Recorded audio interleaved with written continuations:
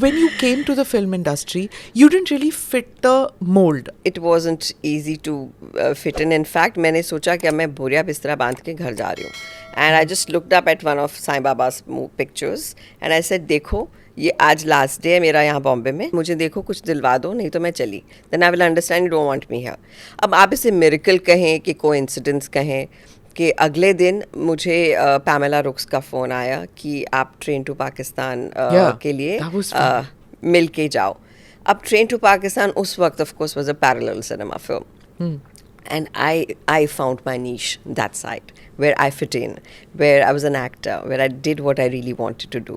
हालांकि मुझे शिफॉन साड़ीज़ पहन के मैंने बहुत सारे रेन सॉन्ग्स किए, बड़ा मज़ा आता था करके. पूरी मेरी फैंटेसीज पूरी हो जाती थी, लेकिन मुझे क्रिएटिव सेटिस्फैक्शन वहाँ से मिली. Did you learn from like watching only Naseeruddin Shah, Om Puri and all on sets? See, this is what my second book is all about, The Stars in My Sky. There's each chapter that's dedicated to one such person, जिनसे कुछ ना कुछ मैं सीख के आई. और like Shyam Benegal, in my first film that I did with him, and he sent me to these folk dancers. He says, Divya को भेज दो वहाँ पर folk dancers के पास. I came back clueless. He said, did you see them? I said, yes, I saw them, sir.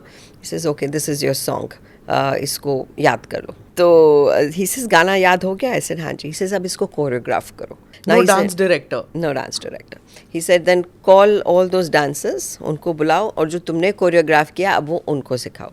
तो उन्हीं के steps उनको सिखाओ जो तुमने वो किया है.